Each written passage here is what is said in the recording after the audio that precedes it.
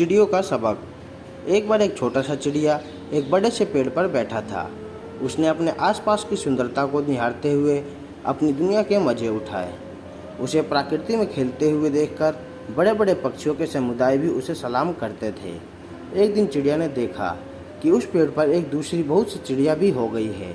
वे सभी उस पेड़ की शाखाओं पर बैठी थी और बातचीत कर रही थी।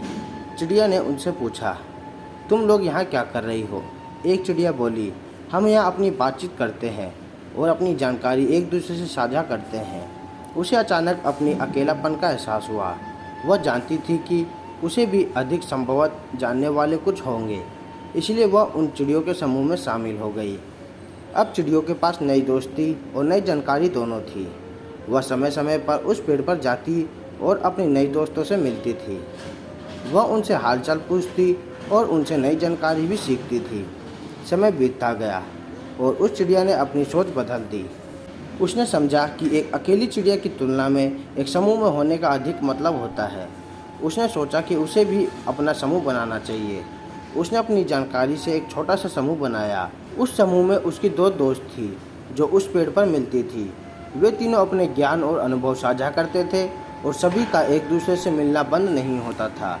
धीरे धीरे उस समूह में और चिड़ियों की जोड़ी जुड़ने लगी और वे सभी एक बड़े समूह का हिस्सा बन गए।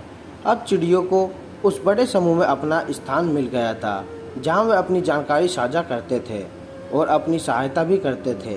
चिड़ियों का उस समूह में सहयोग देखकर प्रकृति भी खुश हो जाती थी। इस कहानी से हमें ये सीख मिलती है कि हमें कुछ नया सीखना और अपनी जानकारी साझा करना चाहिए। हमें दूसरों से सीखने की ज़रूरत है और उनसे अधिक जानकारी हासिल करनी चाहिए। दोस्तों, अगर आपको यह कहानी अच्छी लगी तो लाइक और शेयर करें। अगर आप ऐसी वीडियो और भी देखना चाहते हैं तो हमारे चैनल को सब्सक्राइब भी कर सकते हैं।